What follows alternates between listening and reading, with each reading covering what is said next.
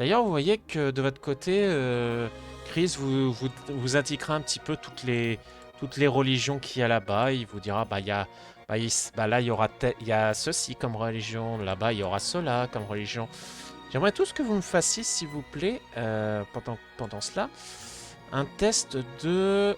Alors, qu'est-ce que ça pourrait être comme test? Un test de- Sagesse... Non, intelligence. Non, sagesse. Non, sagesse. Sagesse plus... Ça concerne quoi exactement? Ce serait plus simple comme ça. Sagesse plus... Investigation, tiens. Voilà. L'investigation, c'est Alors, l'intelligence. intelligence plus investigation, s'il vous plaît. Ok, bon bah, Éole. Rien du tout. Oh, Siméon. La spiritualité, ça me dit rien. Ok. Et l'inspecteur Colombo. Alors toi, Éole, t'écoutes les paroles de Chris vraiment comme si t'écoutais un conte de fées, tout ça en mode oh, tu vois, tu écoutes un peu tout ça. Toi, de ton côté, par contre, pour ce qui est de nos chers Apunk et pour ce qui est de notre cher Tristan, vous, de votre côté, même si vous savez bien sûr que cet homme est de base un bibliothécaire, vous dites que quand même il connaît pas mal de choses sur tout ce qui est religion, tout ça. Moi, par contre, en revanche, mon cher Siméon, clairement, tu sens que même un bibliothécaire cultivé qu'il est, il connaît beaucoup trop de détails sur toutes les religions. Dites-moi, monsieur, est-ce que la religion c'est une passion pour vous? Ah, plus ou moins, on va dire. On va dire que Je vois.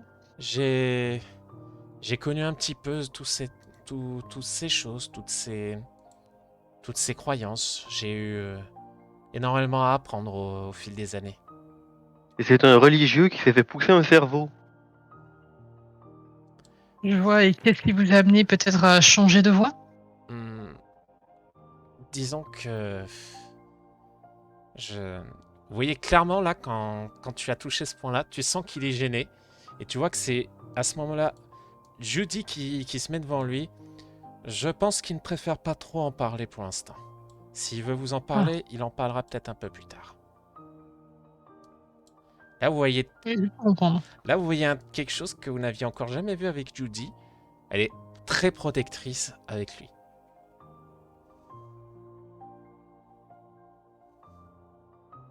Je vais pas presser davantage le sujet. Je te prierai bien, oui.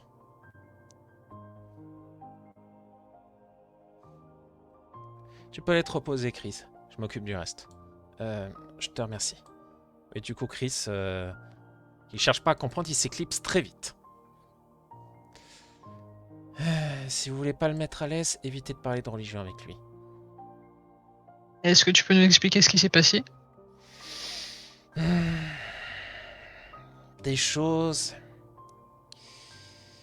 en rapport avec tout ce qui est avec les religions, tout ça, mais je pense que vous le connaîtrez la vérité bien assez tôt une fois que nous serons sur l'île sacrée.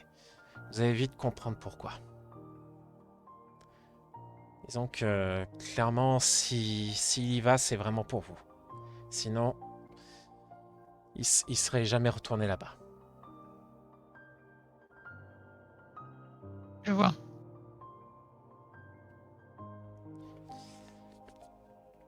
Vous la voyez du coup reprendre un peu à s'occuper du navire pendant que Chris, lui, s'est enfermé directement dans sa chambre. Toi, Punk, ça te rappelle quelqu'un, sa façon de se comporter?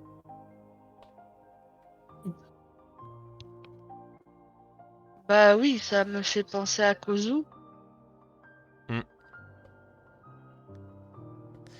Du coup, C'est leur arrière-grand-père. bah oui. Mais il faut quand même le souligner, il Enfin, ressemble je pensais beaucoup à pas Tonton à Kozu. Kozu, mais bon. Mais oui, et elle? Et du coup, elle, il fait beaucoup penser à Tonton Kozu. Mais enfin, là, pour le coup, ouais, bref. Du coup, les heures se sont écoulées. Le navire aura navigué tranquillement. Pas de mauvais temps, pas de problème sur le coup. Tout s'est bien passé durant le voyage. Et finalement, après un petit peu de... Après quelques minutes, vous entendez Judy crier « Terre en vue !» Et- Et à peine le marmonne dans sa bouche, dans ses dents. Bon, ferme-la.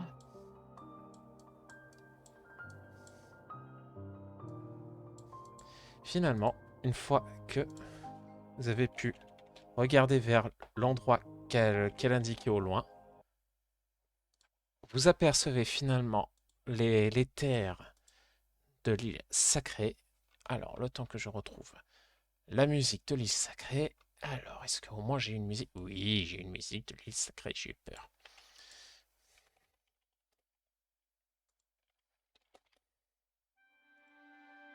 Voilà. Vous voilà arrivé à l'île sacrée. C'est vraiment très joyeux en tout cas, c'est très coloré, c'est très joyeux et surtout, vous comprenez à présent pourquoi Judy vous disait que c'était, comment dire, très, très à l'ancienne ou vraiment par rapport à ce que vous aviez pu voir dans les autres villes où il commence quand même un peu à se moderniser. Là, clairement, c'est le vrai Moyen-Âge. Là où vraiment il n'y a pas de thunes du tout.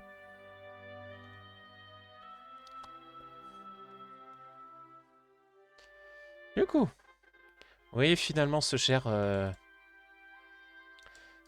Chris sortir finalement de sa cabine.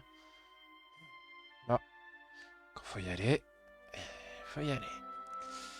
Judy, tu restes ici le temps que... pour surveiller le bateau et moi je vais avec eux. T'es sûr que ça ira? Tu veux pas plutôt que j'y aille à ta place? Non, non, non, non, je dois y aller. Il faut que ce soit moi qui y suive. Comme tu veux. Les autres, qu'est-ce que vous préférez? Oui. Moi, ça me va. Voilà, là vous avez le choix pour cette séance, soit d'avoir Chris comme compagnon, soit Judy comme compagnon. Moi, je veux des Chris.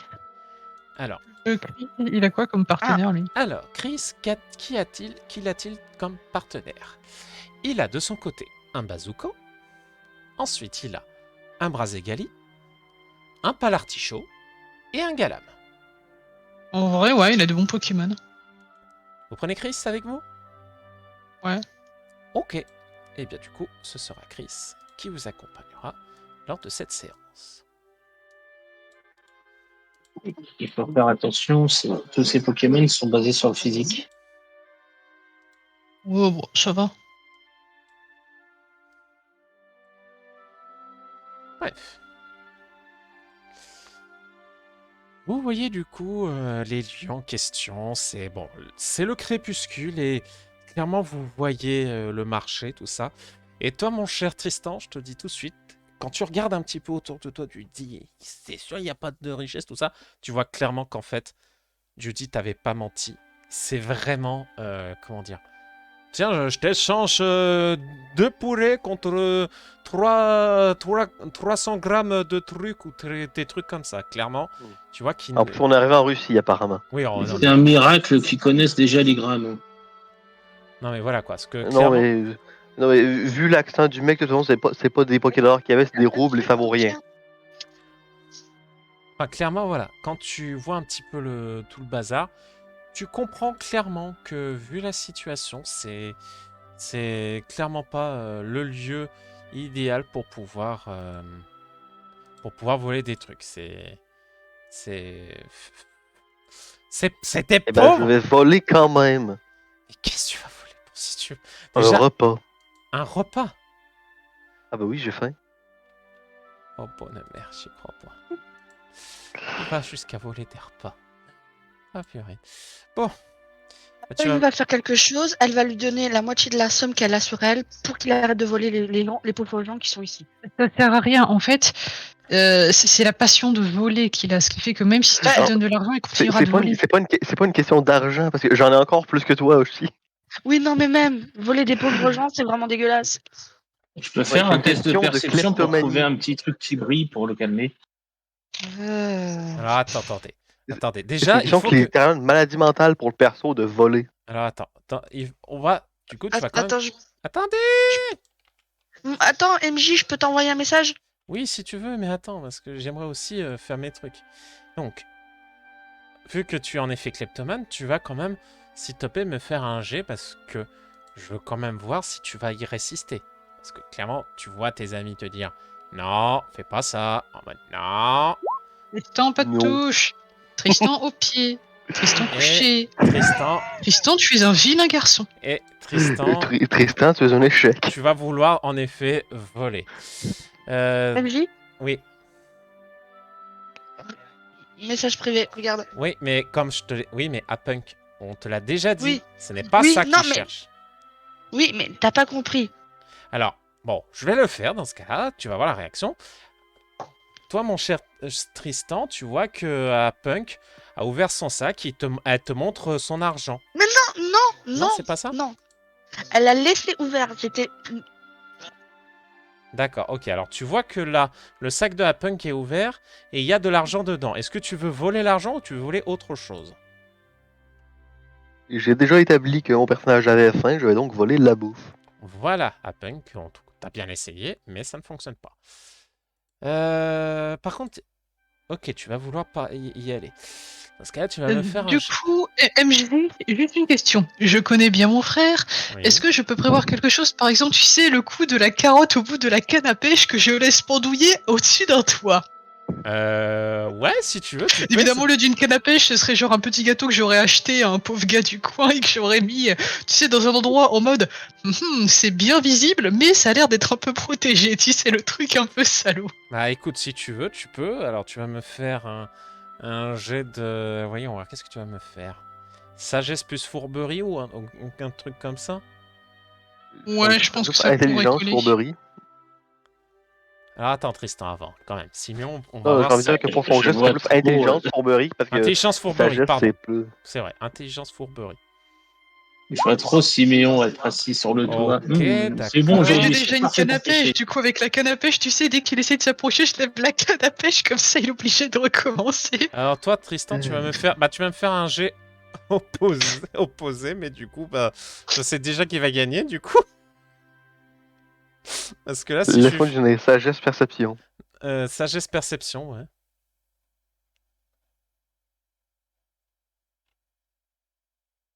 Alors voyons voir. Un petit peu. Voilà, donc toi de ton côté, du coup, mon cher... Mais bon, peu importe, je te garantis, côté physique, je l'atteins, ce putain. Je truc. sais, mais ça va être drôle. Ce qui se passe, du coup, tu vas pour vouloir voler quelque chose. Du coup, tu arrives à voler cette chose. Et en fait, toi, Simeon, tu es tout content d'avoir réussi à, entre guillemets, la faire à l'envers à ton frère. En mode, tu es tellement prévisible, mon cher.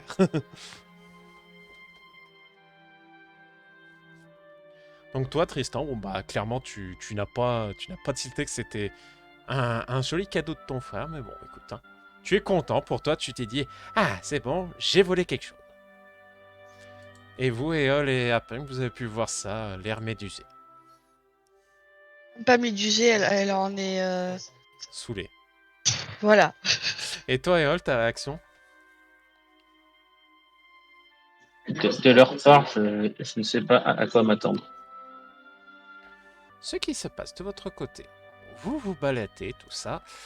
Vous avez vu cette scène assez atypique et justement à ce moment-là, lorsque vous êtes en train de voir ce cher Siméon réussir à fourvoyer ce cher Tristan lors de ses excès de vol, vous entendez le rire d'une vieille dame voyant ça en mode Eh bien, ces deux jumeaux-là sont assez, comment dire, atypiques.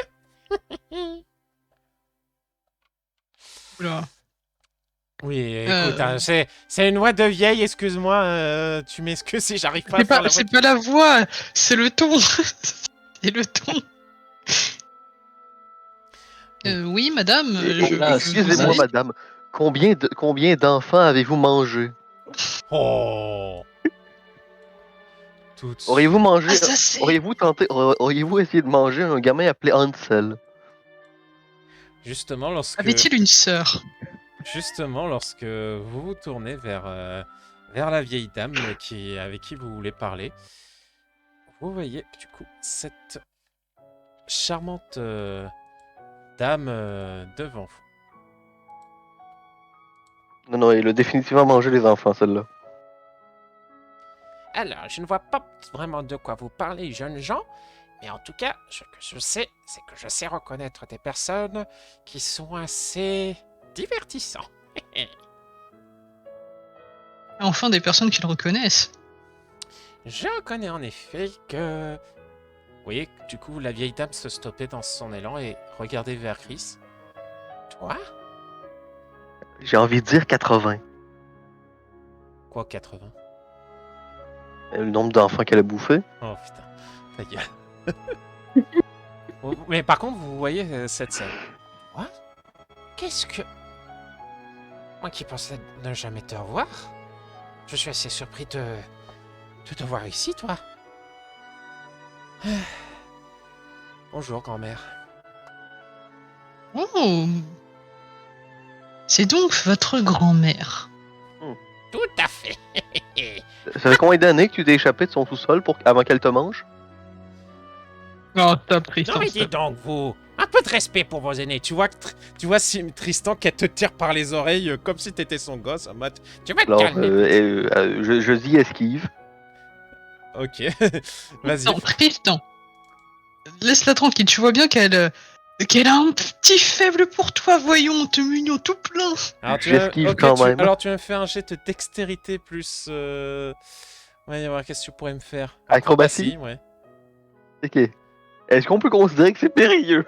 Oui, ouais, non, c'est pas périlleux. C'est-à-dire, Tu t'es veux pas, éviter le t'es pas en danger, bébé. non, t'es pas en danger du tout. Il veut éviter le bide. Non, n'es- c'est juste parce que tu si n'es- c'est périlleux, ça m'aurait donné un +3 en Non, plus. tu n'es pas en danger, tu n'es pas du tout en danger. Même si je suis convaincu qu'elle mange des gamins. Même si tu es convaincu. Mais c'est pas un vrai danger, ce que tu crois, c'est pas la réalité. Non, mais t'arrêtes plus. Oui, non, alors je l'esquive. Ok, d'accord, alors maintenant elle va faire son jeu aussi. Chais. Ok, alors tu as senti qu'elle allait t'attraper l'oreille, t'as réussi à t'extirper avant. Par contre, vous deux, Siméon et Tristan, vous tiltez sur un détail quand il a dit grand-mère. Mais du coup, techniquement, si lui c'est sa grand-mère, alors elle, concrètement, c'est qui pour vous, à votre avis? J'en sais rien, les histoires de famille, c'est compliqué pour moi. Eh, c'est votre arrière, Une arrière, arrière, arrière, arrière, arrière, arrière, arrière, Oui, arrière, voilà, un grand-mère. peu très loin. C'est pour ça, moi, je vais pas y penser. C'est trop compliqué. Et clairement, voilà, c'est pas non plus J'avais une ancêtre qui était une sorcière qui mangeait des gamins. Je savais que la folie devait venir de quelque part. Ma foi, je suis assez surpris de te revoir ici, Chris. Pourquoi es-tu venu ici après tout ce temps? Je pensais que, après ce qui s'était passé, tu refusais catégoriquement de revenir ici. Disons que j'ai été plutôt forcé. Il fallait que j'aide ces jeunes hommes à retrouver quelqu'un. Ah, je vois. Ma foi.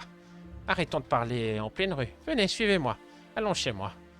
Je vais vous préparer de bonnes tasses de thé. Avec plaisir. Du coup, vous voyez que cette vieille dame marche tranquillement de son côté jusqu'à sa demeure. Et elle vous prépare surtout des thés, mais vraiment délicieux. Clairement, elle s'y connaît. Hein. Bien. Alors, jeunes gens, présentez-vous un petit peu. Ce n'est pas tous les jours que j'ai des invités, surtout des personnes qui connaissent mon petit-fils.